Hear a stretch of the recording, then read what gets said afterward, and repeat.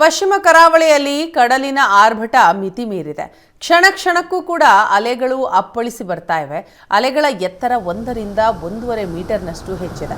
ಉಡುಪಿ ಜಿಲ್ಲೆಯಲ್ಲಿ red alert ಘೋಷಣೆ ಮಾಡಲಾಗಿದ್ದು, ಗಾಳಿಯ ವೇಗವೂ ಕೂಡ ಜಾಸ್ತಿ ಇದೆ. ಕಡಲ ತೀರ ಪ್ರದೇಶ ಅಪಾಯಕಾರಿ ಸ್ಥಿತಿ ತಲುಪಿದ್ದು, ಕಡಲು ಕೊರೆತದ ಭೀತಿ ಕೂಡ ಉಂಟಾಗಿದೆ. ಪಶ್ಚಿಮ ಕರಾವಳಿಯಲ್ಲಿ ಕಡಲು ಭೀಕರವಾಗಿ ಅಪ್ಪಳಿಸ್ತಾ ಇದೆ. ಅಲೆಗಳು ಬಹಳ ಭೀಕರವಾಗಿ ದಡ ಸೇರ್ತಾ ಇರುವಂತಹ ದೃಶ್ಯಾವಳಿಗಳನ್ನು ನಾವಿಲ್ಲಿ ಗಮನಿಸಬಹುದು. ರೆಡ್ ಅಲರ್ಟನ್ನು ಏನು ಹವಾಮಾನ ಇಲಾಖೆ ಕೊಟ್ಟಿದೆ, ಮಳೆ ಏನು ಅಷ್ಟಾಗಿ ಬರ್ತಾ ಇಲ್ಲ, ಆದರೆ ಗಾಳಿಯ ತೀವ್ರತೆ ಎಷ್ಟು ವಿಪರೀತವಾಗಿದೆ ಅನ್ನೋದನ್ನು ನೋಡಬೇಕು ಅಂದರೆ ಅರಬ್ಬಿ ಸಮುದ್ರದಲ್ಲಿ ಕಡಲಿನ ಆರ್ಭಟವನ್ನೊಮ್ಮೆ ನೋಡಬೇಕು. ನಾವು ಸೀವಾಕ್ ಪರಿಸರದಲ್ಲಿ ಇದ್ದೇವೆ. ಈ ಸೀವಾಕ್ ಪರಿಸರದಲ್ಲಿ ಅಲೆಗಳ ಆರ್ಭಟ ಎಷ್ಟು ತೀವ್ರವಾಗಿದೆ ಅನ್ನೋದನ್ನು ನಾವಿಲ್ಲಿ ಗಮನಿಸಬೇಕು. ಗಂಟೆಗೆ ಏನಿಲ್ಲ ಅಂದರೂ 40 ರಿಂದ 60 ಕಿಲೋಮೀಟರ್ ವೇಗದ ಗಾಳಿ ಬರುತ್ತೆ ರೆಡ್ ಅಲರ್ಟ್ ಇದ್ದಾಗ. ಸೊ ಅದಕ್ಕೆ ಪೂರಕ ಅನ್ನುವ ಹಾಗೆ ಅಲೆಗಳು ಅಷ್ಟೇ ತೀವ್ರವಾಗಿ ಅಪ್ಪಳಿಸ್ತಾ ಇರುವಂತಹ ದೃಶ್ಯಾವಳಿಗಳನ್ನು ನಾವಿಲ್ಲಿ ಗಮನಿಸಬಹುದು. ಹೆಚ್ಚಾಗಿ ಕಡಲಿನಲ್ಲಿ ಉಬ್ಬರ ಇಳಿತಗಳಿದ್ದಾಗ ಈ ರೀತಿಯ ಒಂದು ಸನ್ನಿವೇಶಗಳು ಉಂಟಾಗುತ್ತೆ. ಉಬ್ಬರ ಇದ್ದಾಗ ಸಹಜವಾಗಿಯೇ ಮಧ್ಯಾಹ್ನದ ಹೊತ್ತಿಗೆ ಅಲೆಗಳು ತೀವ್ರವಾಗಿರುತ್ತೆ. ಆದಾಗ ಹಿಂದಿನ ದಿನಗಳಿಗೆ ಹೋಲಿಸಿದಾಗ ಅತಿ ಹೆಚ್ಚು ಅಲೆಗಳ ಆರ್ಭಟ ಇವತ್ತು ನಮಗೆ ಏನು ಕಡಲ ತೀರ ಪ್ರದೇಶ ಇದೆ, ಅಲ್ಲಿ ಸುಮಾರು 50 ಮೀಟರ್ಗೂ ಮುನ್ನುಗ್ಗಿ ಸಮುದ್ರದ ಅಲೆಗಳು ಬಂದಿರುವಂತಹದ್ದನ್ನು ನಾವಿಲ್ಲಿ ಗಮನಿಸಬಹುದು.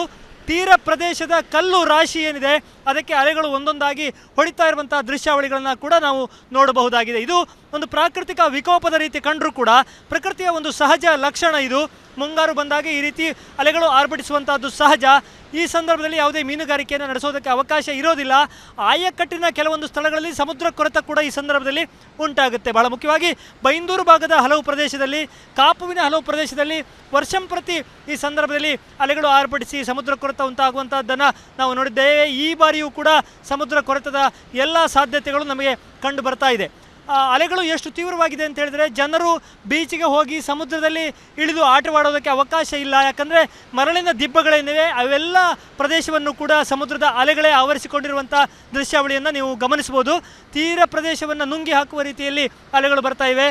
ಸಾಕಷ್ಟು ಕಸದ ರಾಶಿಯನ್ನು ಕೂಡ ಹೊತ್ತು ತರ್ತಾ ಇರುವಂಥ ದೃಶ್ಯ ನಾವೀಗ ಏನು ಒಂದು ದೀರ್ಘ ನೋಟದಲ್ಲಿ ನೋಡ್ತಾ ಇದ್ದೇವೆ. ಅದು ಮಲ್ಪೆ ಸಮುದ್ರ. ಆ ಸಮುದ್ರದ ತೀರ ಪ್ರದೇಶದ ಬೀಚ್ ಅನ್ನುವಂಥದ್ದು ಕಾಣ್ತಾನೇ ಇಲ್ಲ, ಅಷ್ಟರ ಮಟ್ಟಿಗೆ ಅಲೆಗಳು ಅಬ್ಬರಿಸ್ತಾ ಇದೆ. ಇದು ಪ್ರವಾಸಿಗರಿಗೆ ಬರುವುದಕ್ಕೆ ಸೂಕ್ತ ಸಮಯ ಅಲ್ಲ, ಮತ್ತು ಮೀನುಗಾರಿಕೆ ನಡೆಸುವುದಕ್ಕೂ ಕೂಡ ಇದು ಅನುಕೂಲಕರ ಪರಿಸ್ಥಿತಿ ಅಲ್ಲ ಅನ್ನೋದನ್ನು ನಾವು ಅರ್ಥ ಮಾಡ್ಕೊಳ್ಬೇಕು.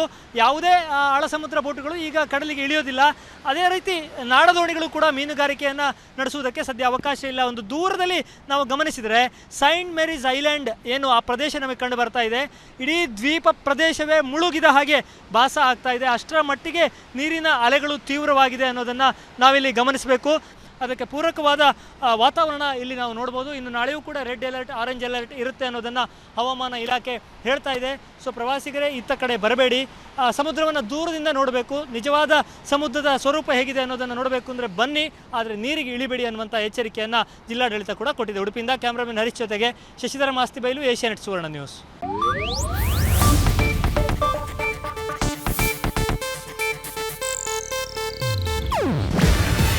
ಇದು ಏಷ್ಯಾನೆಟ್ ನ್ಯೂಸ್ ನೆಟ್ವರ್ಕ್ ಪ್ರಸ್ತುತಿ.